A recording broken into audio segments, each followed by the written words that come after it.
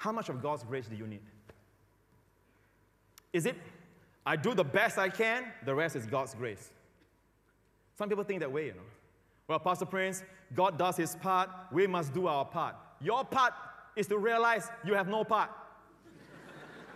And when you realize you have no part, that's the best part that you have played.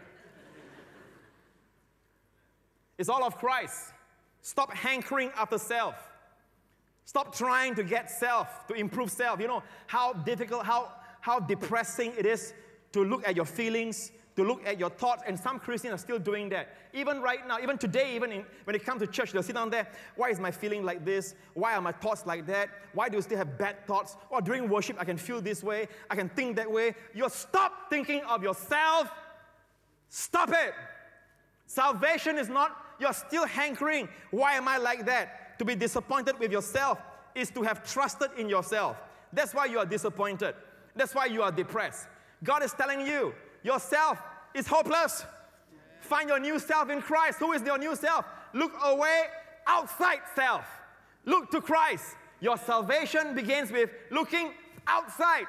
Don't look at your thoughts, your feelings. Look at Christ.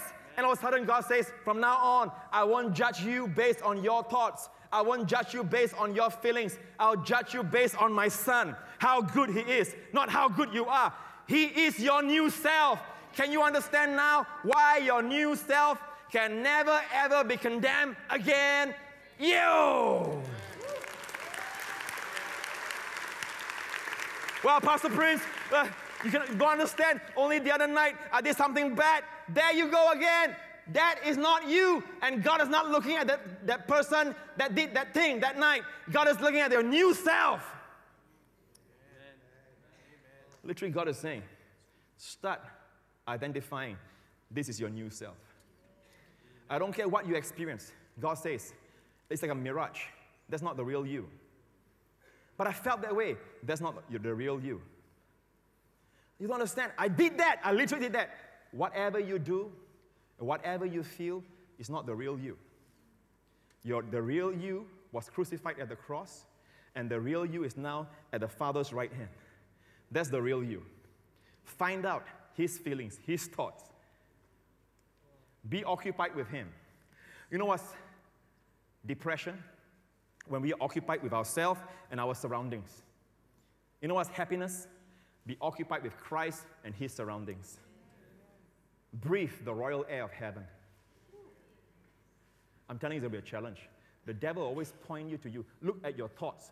Look at your feelings. Wow, you feel hatred towards that brother. You feel jealousy towards that sister. How can you? How can you? When you look at yourself, your feelings, they will say, how can you? How can you? It's very depressing. Then you try to say, no, I will feel good. I'm not like that. Stop it. You're still trying to perform yourself. Stop it. And tell the devil, that's my real self at the Father's right hand.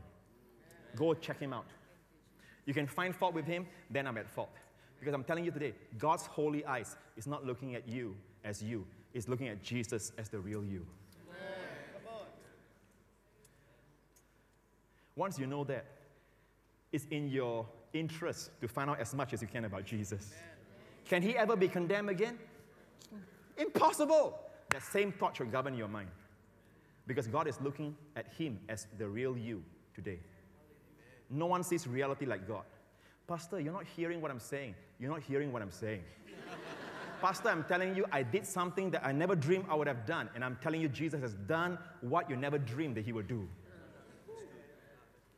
I don't care what you have done. I don't care what you have felt. You are living in a mistaken identity.